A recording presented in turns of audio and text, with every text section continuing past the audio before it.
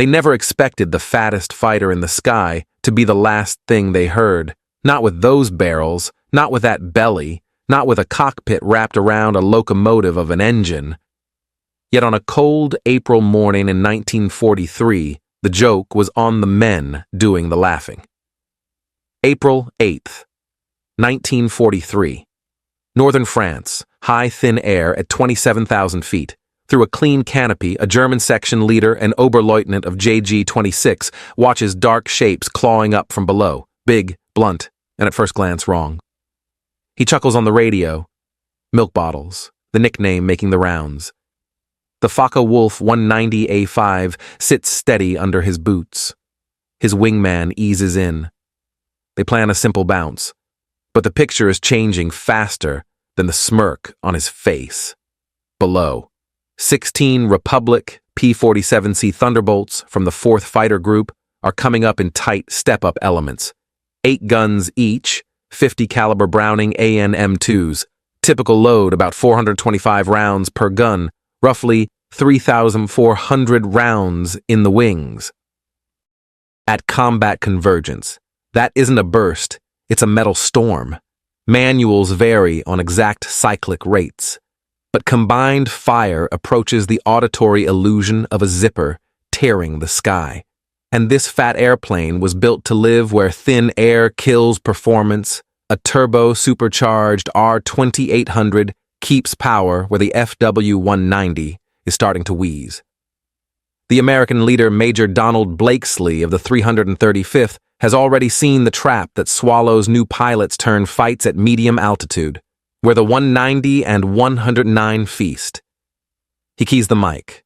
Calm. Short words. Hold altitude. Build speed. He's an ex-Eagle squadron hand. He knows the Jug's secret mass becomes a weapon in a dive, and altitude is the account you spend to buy survival. From the German perch, the Thunderbolts still look clumsy barrel fuselages, greenhouse canopies, props like windmills, but the numbers say otherwise. A Jug can go very fast in a straight line downhill. It can take punishment on the way back up. And those 8 guns don't run dry in a heartbeat.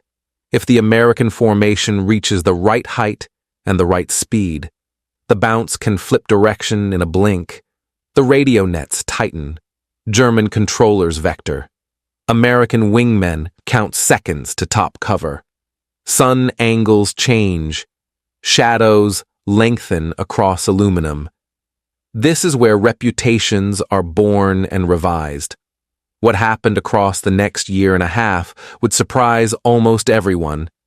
The milk bottle would stop asking to be judged as a dogfighter and start forcing the fight on its own terms, high, fast, and brief. It would escort, then strike, then live to fly again. It would teach a generation of pilots that you do not out-twist physics. You use it. And it starts here, one sardonic smile over France, fading as 8 Brownings begin to speak. Notes on accuracy and sources for the series, figures for ammo load, cyclic rate, and block performance vary by model and configuration. We follow museum fact sheets and wartime manuals when available. Suggested references: National Museum of the U.S. Air Force, Smithsonian NASM, Unit Histories of the 4th and 56th Fighter Groups. Summer 1940 felt like a deadline. France was collapsing, and the U.S. Army Air Corps rushed Republic aviation a blunt requirement, a high-altitude interceptor that could meet Europe's best on their terms, not ours. Chief designer Alexander Kartveli, a Georgian-born engineer who favored robust structures and big engines, chose an unfashionable path instead of a light, tight dogfighter. He sketched a heavyweight built around a Pratt & Whitney R2800 and a remote exhaust-driven turbo supercharger. The result would not be pretty, it would be effective. Colleagues later recalled Kartveli joking that the machine might be a dinosaur, but one with the right proportions. When the XP-47B flew in May 1941, jaws dropped, compared with the earlier P-43 Lancer. The prototype was vastly heavier, its rear fuselage stuffed with turbo plumbing, intercooler ducting, and control runs that made the fuselage look swollen.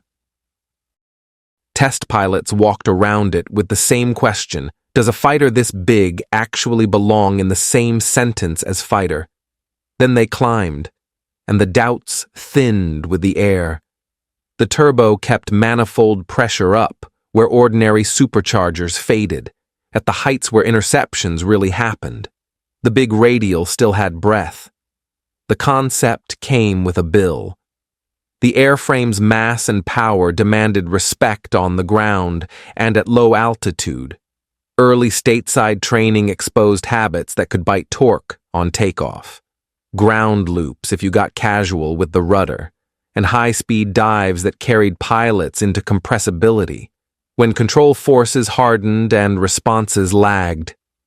Unit histories from 1942 to 43 describe a steep learning curve and more mishaps than anyone liked, an airplane that punished sloppiness and rewarded discipline.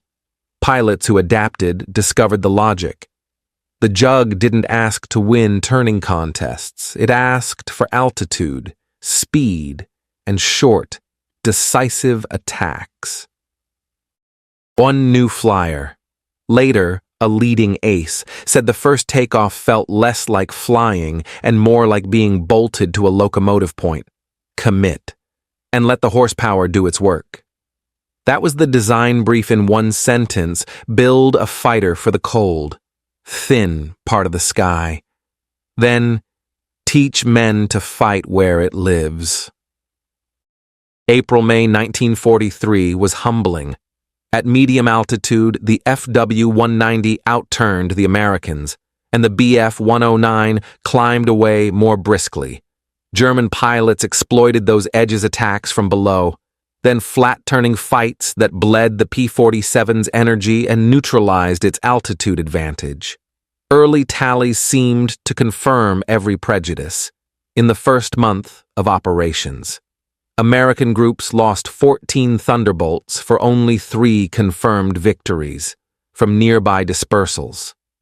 Some RAF voices suggested the U.S. or Astbach might reconsider its mount, and the jokes wrote themselves about that roomy cockpit.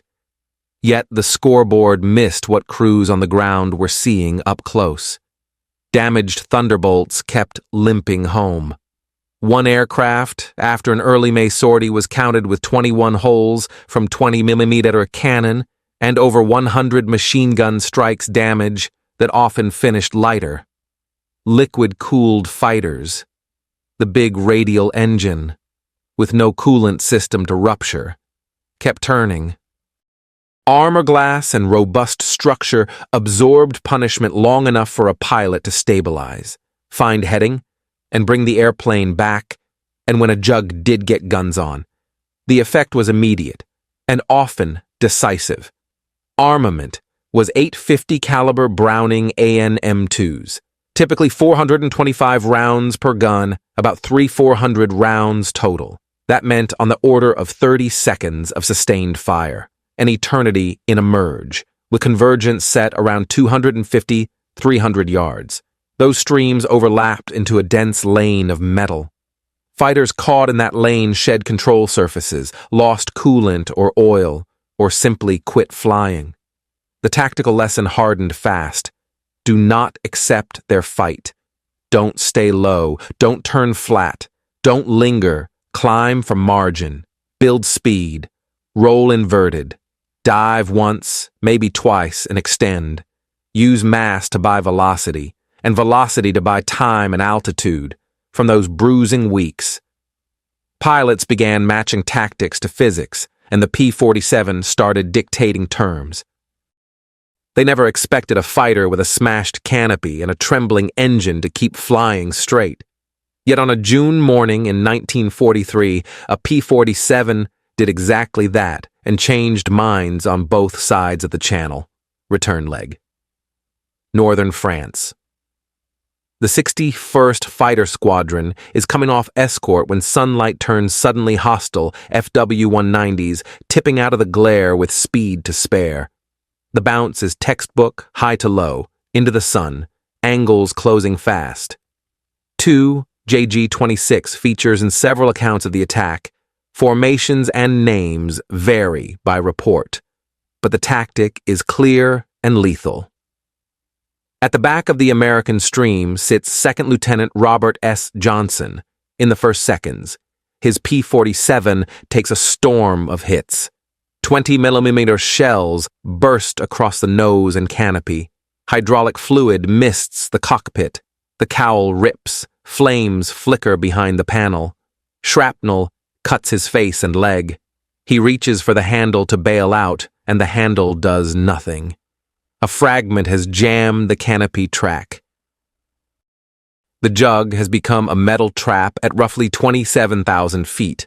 Choice stay or try again. Johnson shoves that decision aside and flies what he can fly. Oil paints the windscreen black. The engine shudders. Control responses come late and uneven. He holds wings level by feel, trims by instinct, and points the nose toward England. This is not a dogfight anymore. It's an exercise in energy management and airframe integrity. The pursuer. A lone FW-190 finds the wounded jug plodding along at under 170 miles per rate. Post-war research debates the pilot's identity. Records disagree, and multiple names have been proposed. Whoever he was. He did what training demanded, slide into the 6 o'clock cone and fire. What follows is extraordinary. A full cannon load goes out, then streams of 13mm. Johnson can't jink. He crouches behind armor plate and rides the impacts. The P-47 absorbs it, cowl hammered, skin torn, control runs chewed. The attacker breaks off to assess, then comes back and empties what's left. Still, the jug flies. The German pulls alongside, close enough for Johnson to see the face behind the goggles, the look shifting from certainty to disbelief. A small salute, a roll. The FW-190 is gone, likely out of ammunition, and the jug keeps grinding west. Johnson limps into Manston. The engine is nearly spent. On the ground. Crewmen stop counting after 200 holes. Inspectors find ruptured panels, partial cable cuts, and dents where a burst struck just inches from the pilot's head. One shell smacked the armor behind the seat and did not go through. The airframe looks like a cutaway model of its own damage tolerance, and yet it stayed airborne. Why it mattered? Technical lens. Radial resilience. With no liquid coolant to lose, the R-2800 could keep turning after hits that would drain a glycol system. Structure and protection. Armor glass. Seat armor. And a robust fuselage gave the pilot time to solve problems instead of becoming one. Control authority at speed. Even wounded, the P-47's mass and stability let a steady hand hold a degraded trim state and ride it home. Survivability mindset. Fly the airplane you have, not the one you started with, level it, set power, manage heat, and pick a heading. Why it mattered operational lens. News of the return spread fast through dispersals and mess tents. For American crews, it reset expectations. The jug was not just a gun platform, it was a lifeboat with wings. For German units. Combat reports forced an adjustment, a target that big could be stubbornly hard to finish. Most historians argue that Johnson's sortie did not, by itself, change the war, but it did change behavior. Pilots leaned harder into altitude tactics, trusted the machine under them, and spent less time trapped in turning fights they could not win. The P-47 would go on to escort, to strike, and to outlast. But this day showed the core truth in plain daylight when mass, armor, and radial power meet pilot discipline. Survivability becomes a weapon. By mid-1943, squadrons stopped asking the jug to be what it wasn't. The lesson paid for in bent metal was simple. Don't turn with them. Don't climb with them down low. Use mass, power, and guns. Leaders in the 56th Fighter Group hammered it home in briefs and on the radio. Build margin up high. Keep elements stepped and spaced. When bandits show below, roll inverted and dive. One pass, maybe two, then climb back to the perch. No lingering. No flat scissors. No prideful turning contests. Wyatt worked the P-47's weight. Once mocked, became a weapon. In a dive, the jug gathered speed quickly and held it with authority. Contemporary reports and manuals differ on exact figures, but from near 30,000 FT pilots routinely saw dive speeds well beyond level flight numbers, fast enough that few opponents could follow safely. That energy converted into a zoom climb, lifting the formation back into thin, protective air where the turbo-supercharged R-2800 still had breath.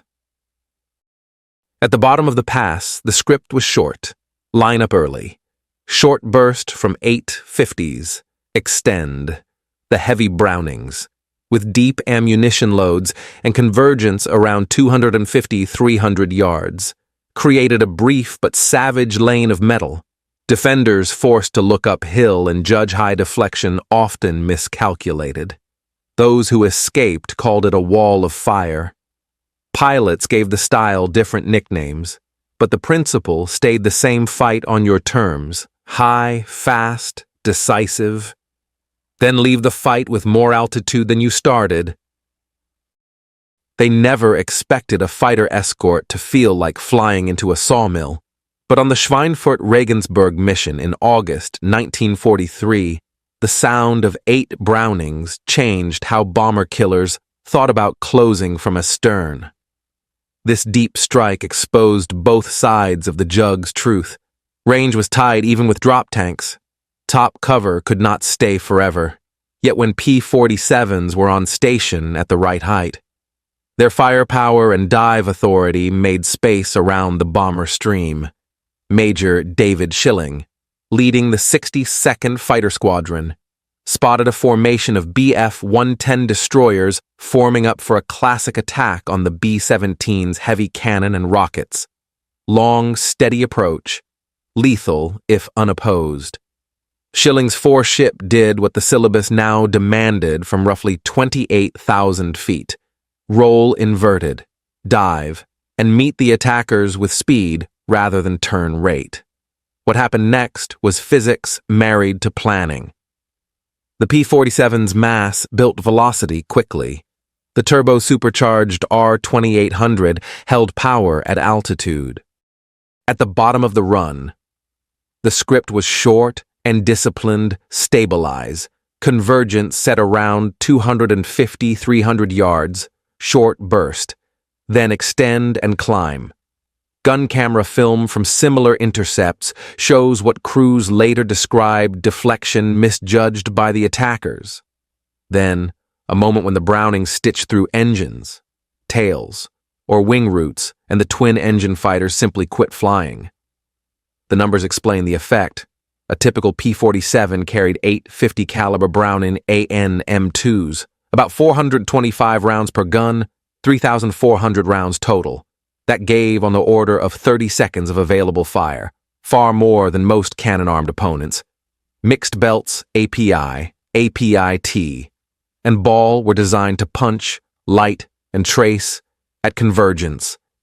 8 streams overlapped into a narrow lane of metal. Anything inside it met a density of hits measured not in single shells, but dozens of impacts in a second.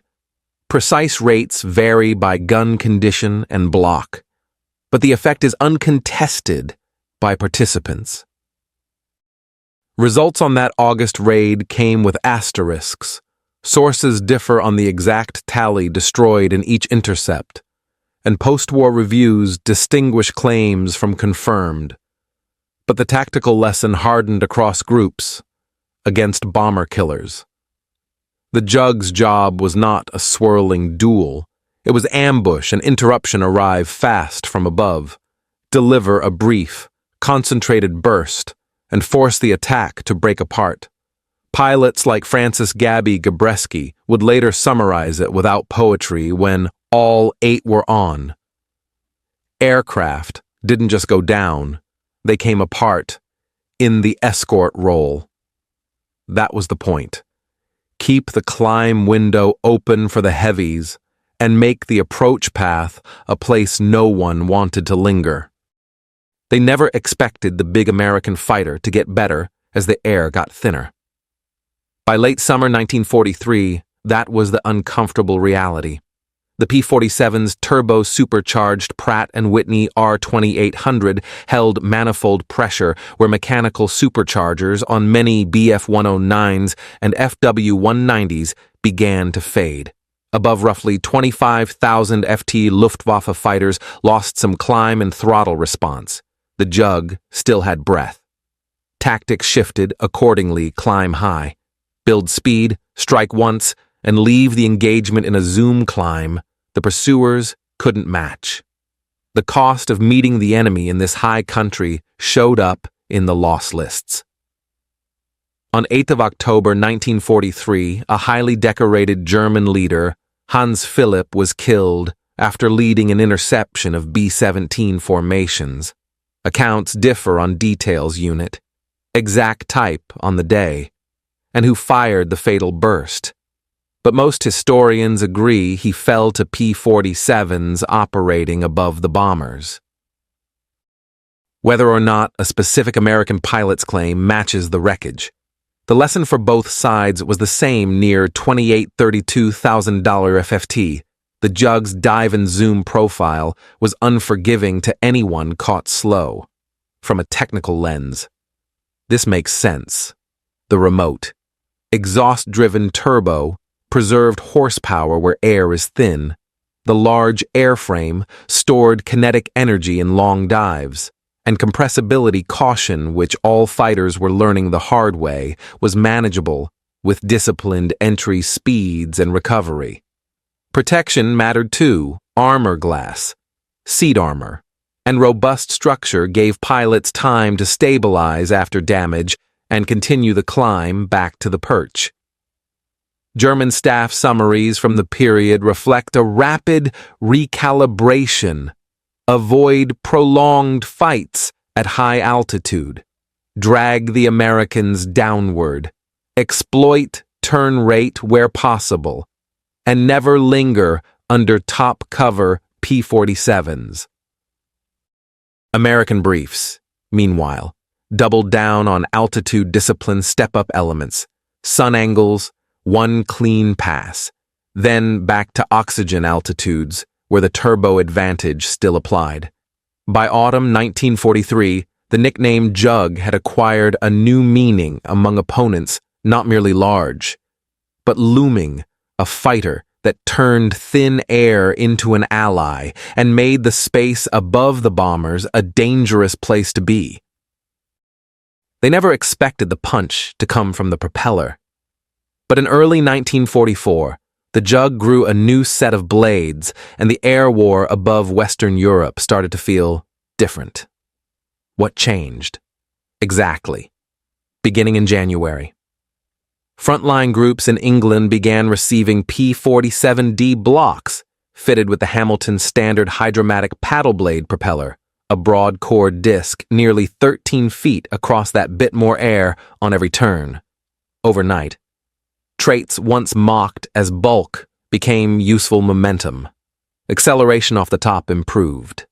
Climb rate, which earlier D models struggled to hold near 2200 ft-min at sea level, jumped toward 3000 ft-min in service trim. Pilots felt it in the seat. The airplane no longer hesitated when asked to claw upward after a dive. That single change echoed through tactics. Boom and zoom was already the house style.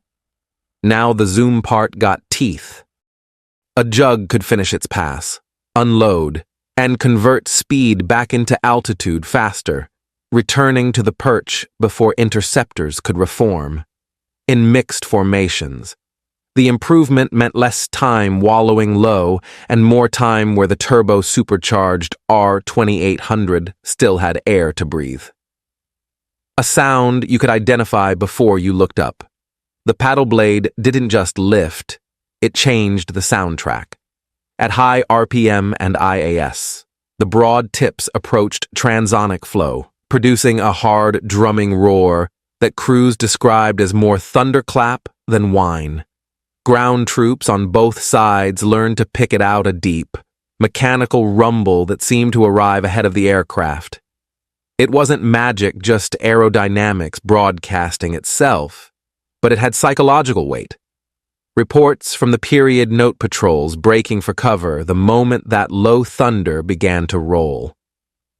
Range fixing the other complaint. The second knock on the P-47 in 1943 was endurance. In 1944, plumbing, procedures, and tankage narrowed that gap. Standard fits of 108-gallon wing tanks or a 75-gallon belly tank pushed useful radius past the shallow envelope of the previous year. The paddle blade's stronger pull helped even when heavy thunderbolts could lug external fuel to the rendezvous, jettison, and still fight with authority.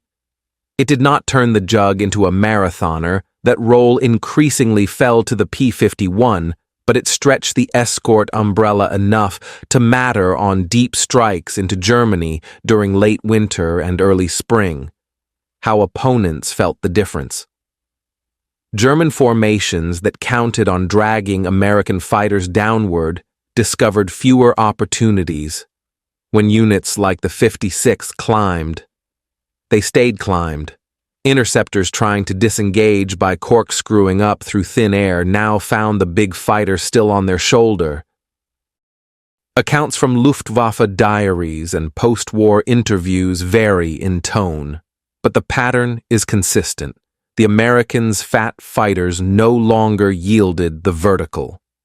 What had been a comfortable edge at medium altitude was becoming a coin flip, and coin flips at bomber altitudes were costly. Escort logic with real firepower. The mission did not change, keep the approach lanes to the heavies unsafe. What changed in 1944 was the efficiency of doing it, with better climb and acceleration. 4 ship elements could time their dives with fewer setup circles. The script remained disciplined roll inverted. 1 pass, short, burst from 850s, extend, climb, but the window for being bounced shrank. The jug's heavy ammunition load roughly 425 rounds per gun. 8 guns total still allowed long on-station fire availability, a quiet advantage on days when the radio filled with calls for help from the stream. Endurance in the escort pattern. Another shift was less visible but just as important: cruise management. Crews got smarter about mixture, turbo settings, and step climb profiles to save fuel at altitude. The large radial wasn't frugal, but it was steady, and the airframe tolerated long, cold hours without complaint. Tactically, that meant rotating top cover, one element dropping to engage while another slid into the watch without constantly dropping the entire squadron down into flak and throttle up fuel burn. The result: more minutes of protection where it counted. When the job changed, the airplane changed with it. As P-51 Mustangs ramped up in the spring and took the long escort burden deeper into Germany, P-47 group shifted a growing share of effort to fighter bomber work. Here, the 1944 upgrades were a gift.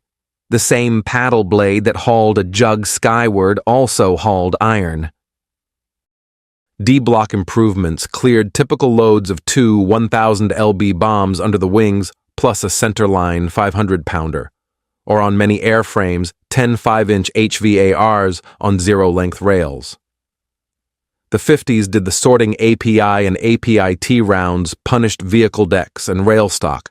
A 2-second burst could stitch a convoy into scrap. Sources disagree on day of claims versus confirmed totals. So we flag those numbers carefully in this series. But unit diaries and after-action reports converge on the same impression columns avoided daylight when thunderbolts were in the area. The psychological ledger.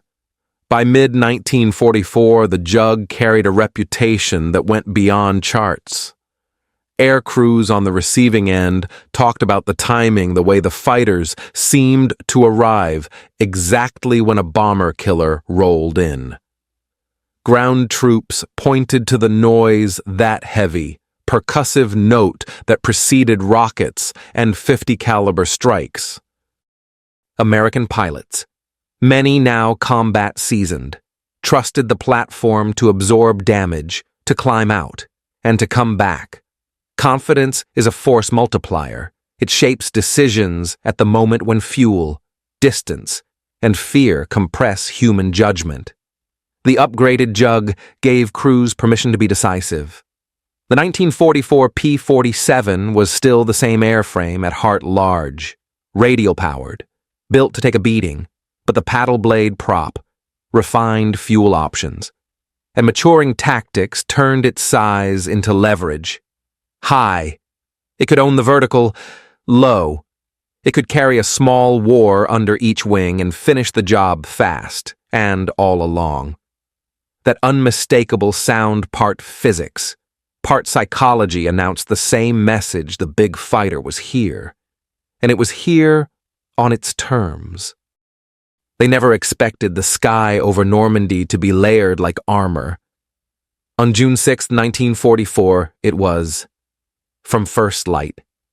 More than 500 P-47s helped form a stacked cover over the invasion corridor elements, stepping from sea level to the high 20s, for German units trying to reach the beaches. That meant climbing into pre-positioned top cover or diving into low-level patrols already sweeping the lanes. Contemporary German accounts summarized the feeling plainly: the sky belonged to the Americans. Once, the lodgment held. The Jug's mission pivoted fast, with Mustangs pulling deeper escort.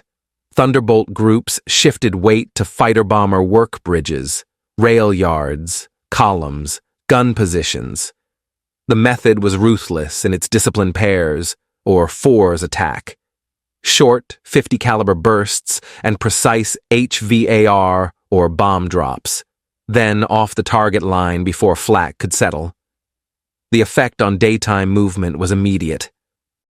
Unit records from the 9th Air Force logged striking claim totals for June on the order of hundreds of locomotives, thousands of trucks, and hundreds of armored vehicles disabled or destroyed.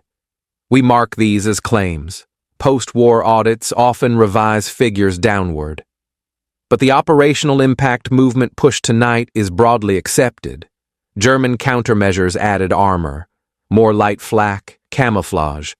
Dispersal could not erase the Jug's core advantages: speed to the target, stability in the firing pass, survivability on egress. Even the feared 88mm struggled to track a fast, jinking attacker at treetop height. By day, roads and rails within range of Normandy were no longer routes. They were ambush sites patrolled by P-47s. They never expected a European heavyweight to thrive over jungle, reef, and blue water in the Southwest Pacific. The Jug did, from New Guinea strips cut into kunai grass. The 348th Fighter Group learned that reliability, dive speed, and heavy guns mattered as much as agility. Under Cole Conso, Neil Kirby, MOH, 1943, small P-47 elements hunted larger Japanese formations near Wewak. Kirby's famous interception, 6 victories credited in one sortie, showed a pattern that would repeat: arrive high, dive hard, fire briefly, and climb away before defenders could regroup. Historians note variations in tallies by source. The Medal of Honor citation records 6. The radial engine and rugged airframe proved well suited to long over-water legs, tropical heat, and rough forward fields. Japanese units, accustomed to facing lighter U.S. types, found the Jug's 50 caliber volume and damage tolerance unsettling. Contemporary accounts describe attackers pouring fire into a thunderbolt and seeing it remain flyable while its return burst shredded control surfaces or engines. No theatrics, just survivability and decisive gunnery. Late in the war, the P-47N arrived with wet wings and more internal fuel, giving very long-range reach. Combat radius figures vary with load and altitude, but the N model enabled extended VLR escorts and strikes, including B-29 support from Pacific Islands, in a theater ruled by distance. The short-legged 1943 Jug had evolved into a platform that could go the miles and still hit like a hammer. They never expected a propeller fighter to bag a jet, but late 1944 proved speed isn't everything timing is. The Me-262 could cruise past 540 mph and should have been safe from pistons in open air, pilots quickly learned. However, that jets had windows of vulnerability. On takeoff and landing, the 262 was committed to long, straight runs, throttle response was sluggish, the engines were fragile under abrupt power changes. The second window came from above a high-altitude dive by a well-positioned P-47 could build enough velocity to cut the range before the jet driver noticed the closure. Several late 1944 encounters illustrate the pattern. Accounts credit P-47 pilots with Me-262 kills caught in the circuit or just off the runway. And at least one well-documented case describes a Jug diving from roughly $28,000 FT stabilizing and firing at about 400 yards ashort. Dense burst from 8 50 caliber Brownings that shredded the engine pods and tailplane. Historians differ on specific names and units in some reports. What they agree on is the tactic deny the jet its acceleration time, strike during its slowest phase, and leave before its speed advantage returns. To meet the jet problem head-on, the 8th Air Force fielded the P-47M in early 1945, most prominently with the 56th Fighter Group. This hot rod Jug married the airframe's toughness to more power water methanol injection on the R-2800 series, delivered bursts approaching 2,800 HP. Clean condition top speed rose toward 470 mph at altitude. Aerodynamic cleanups and propeller choices sharpened acceleration. The M wasn't a sustained dash jet chaser, but it compressed the gap especially in the climb after a diving pass, and it gave controllers a tool for high-speed intercepts against late-war threats. From fast reconnaissance types to jets and remaining flying bombs. Combat reports from early 1945 read the same way jets were faster, but they rarely outturned a Jug at combat speeds, and they did not soak up damage well. The P-47's business model arrive with altitude, put a short lane of metal through engines or controls, and extend still worked. When a jet slowed to attack bombers, or lined up a runway, it was predictable, and predictable targets are vulnerable. The broader air war underlined another truth industry, and training decide what sticks. On 1st January 1945, during Operation Bodenplatte, Luftwaffe units tore into Allied airfields across the Low Countries, burning rows of aircraft, including many P-47s. For a few hours, the ramps looked shattered. Then logistics went to work. New airframes filled the gaps within days. Serviceable Jugs were towed, patched, and flown back into the schedule. German losses that day often cited as around 270 aircraft and over 200 pilots cut deepest, where they could least afford it, experienced leaders and instructors. Figures vary by source. We note the commonly reported range. Jets changed the look of the fight. The P-47M changed the math just enough. Add disciplined tactics and a replacement pipeline that never starved, and you get a late-war equation the Luftwaffe could no longer solve. The Jug might not catch every jet, but it would catch enough. And it would still be there tomorrow. The pass that won the war didn't happen in the sky. They never expected the decisive move to be made by people who never strapped into a cockpit. But the P-47 story only makes full sense when you step off the flight line and into the factory, the ammo plant, the tanker pier, and the training ramp. That's where the Jug's victories began, months and oceans away from any merge, factories that fed the front by wartime counts. Republic Aviation built about 15 683 P-47s, more than any other American fighter of World War II. At peak tempo, the Farmingdale line on Long Island pushed toward one Thunderbolt an hour around the clock, while Evansville, Indiana, raised on converted farmland, was rolling out hundreds per month by 1944. It wasn't just volume. It was repeatable precision from a workforce that a few years earlier hadn't set foot in an aircraft plant. A typical P-47D contained tens of thousands of parts, miles of wiring, and a Pratt & Whitney R2800 radial whose reliability depended on machine tolerances measured in thousandths of an inch. The Jug's reputation for taking hits begins here with materials and workmanship that turned design margins into survival margins.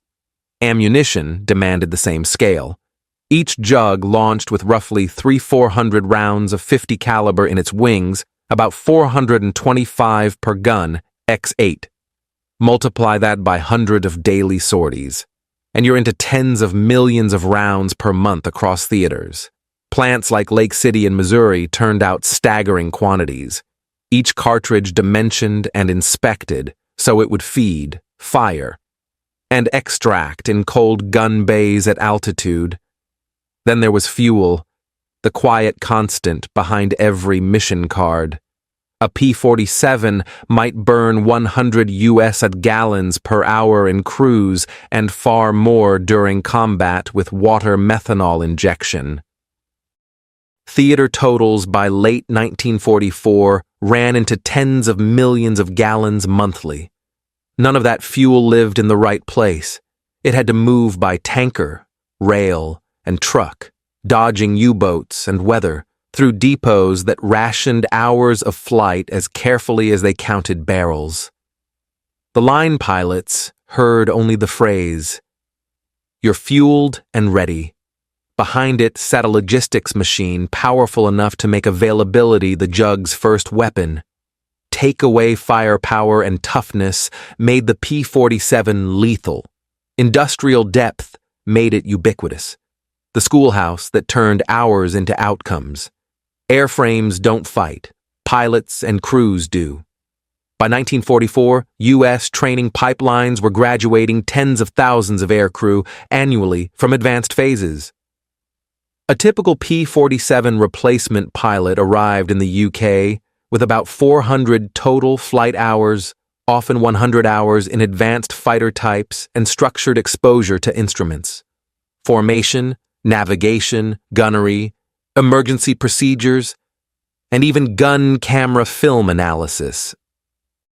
The Jug's quirks torque on takeoff, compressibility in high-speed dives, energy tactics at altitude were part of the syllabus, not surprises, across the line.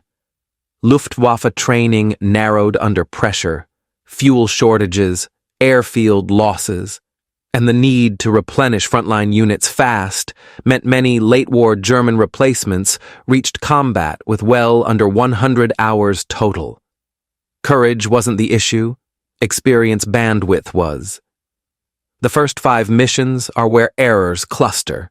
If your system cannot afford the hours to convert rookies into reliable wingmen, your losses spike, your veterans fly more, and you begin a downward spiral you can't train your way out of.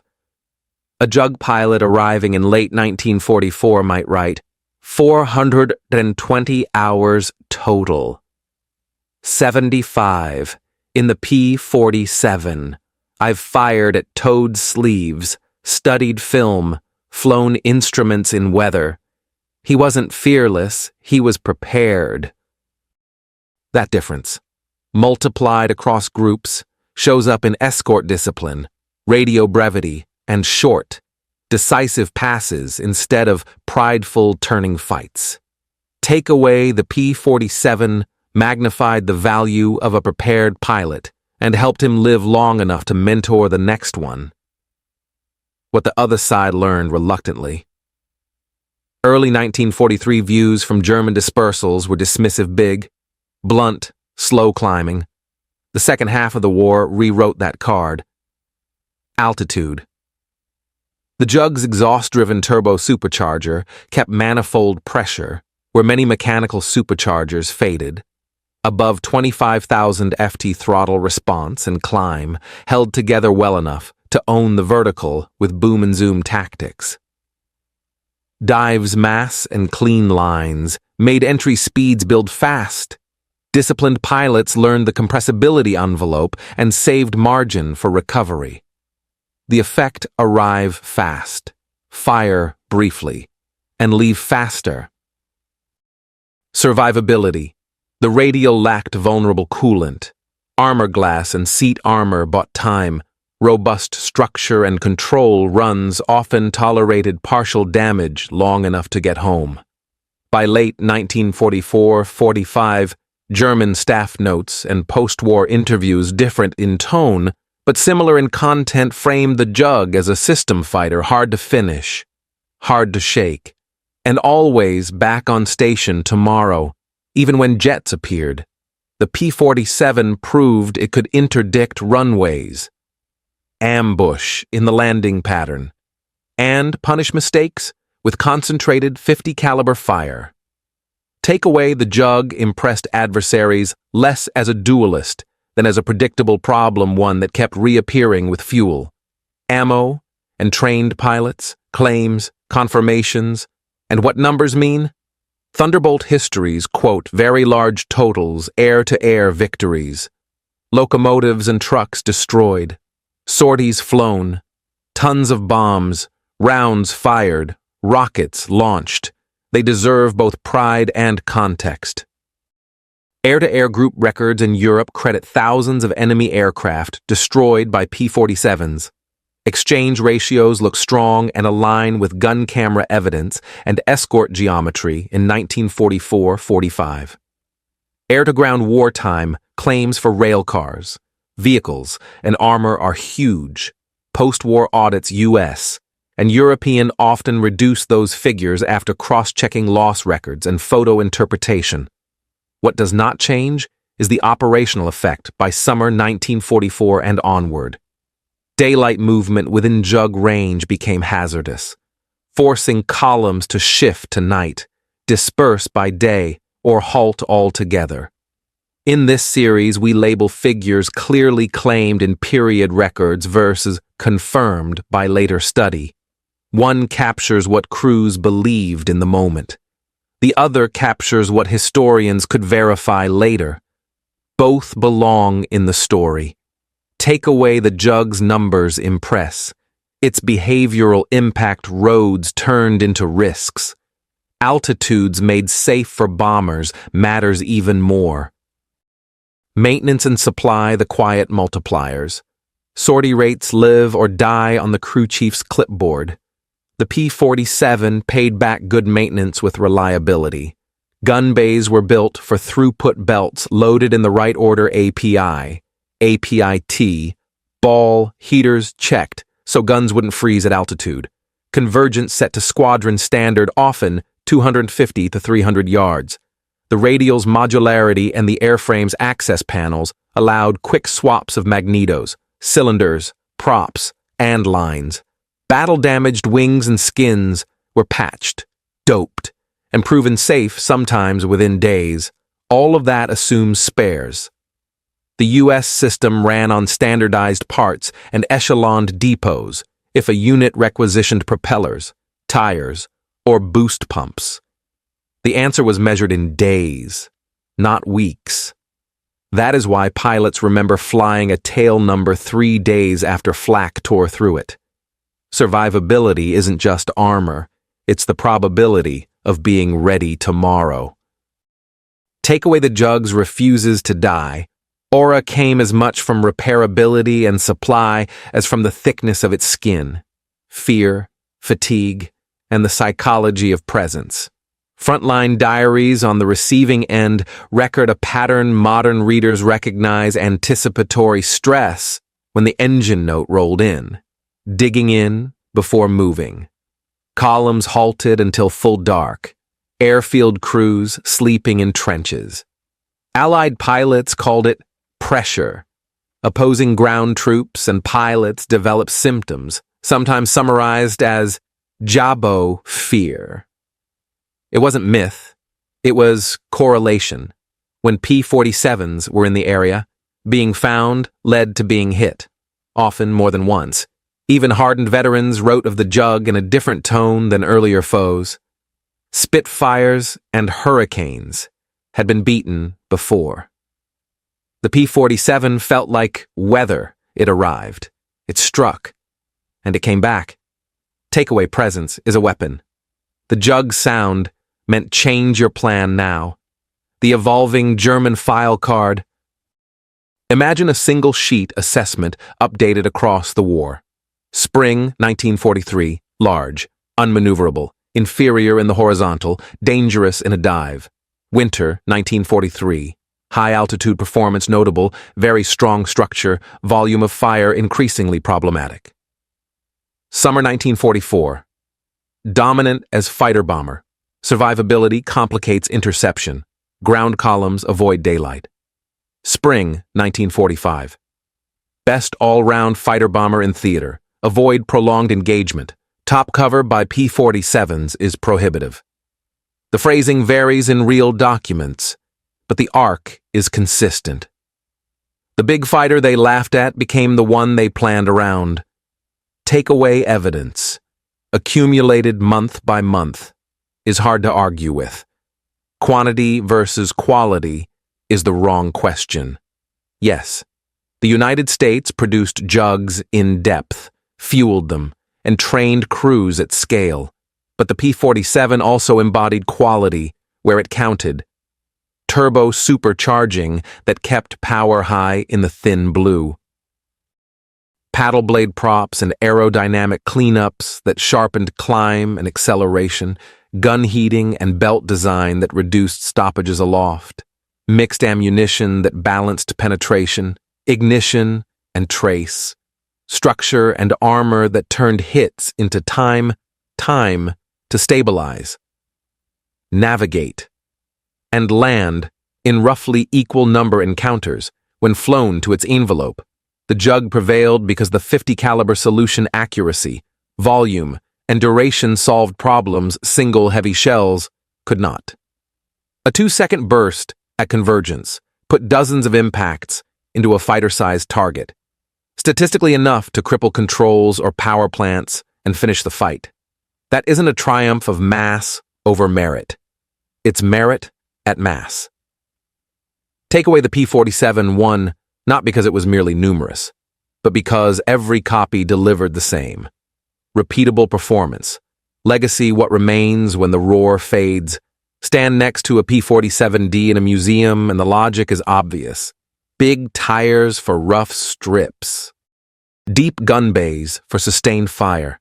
Thick spars and broad systems access for field repair. A cockpit sized for long. Cold patrols in an oxygen mask. It is not elegant. It is deliberate. The jug's legacy runs along 3 lines. 1. Engineering for survivability. Modern air combat still rewards designs that degrade gracefully. The P-47 assumed it would be hit and gave its pilot tools and margins to cope. 2. Operations as system. Fighters win battles. Systems win wars.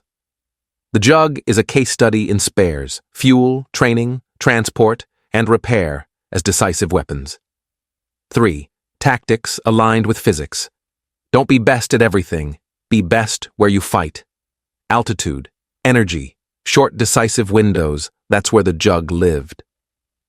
When former opponents met decades later, many spoke of the P-47 with cool respect. They remembered the altitude problem it posed, the escort umbrella it thickened, and the way roads turned risky by day. They remembered, too, that when airfields burned on New Year's Day, 1945, fresh thunderbolts filled the gaps within days, while experienced pilots lost on the other side took months or forever to replace. Final takeaway: the P-47 entered the war as a punchline and left it as a benchmark. The fighter that turned altitude, mass, and logistics into one instrument. Its legacy isn't only in claims or tonnage, it's in a durable idea: build strong, train deep, fight on your terms, and be there tomorrow. Notes for viewers: accuracy and sourcing. Production totals, factory tempo, and component counts derive from wartime industry records and museum fact sheets. G. National Museum of the U.S. Air Force, Smithsonian, NASM. Ammo and fuel figures reflect period aggregates. Exact monthly numbers vary. Training hour contrasts come from AAF syllabi and late war Luftwaffe data. Both are sensitive to date and unit. Ground attack tallies are labeled claims unless confirmed by post-war audits. AG. United States Strategic Bombing Survey. Quotations and post-war recollections are paraphrased where wording differs by translation. The operational trends are broadly agreed.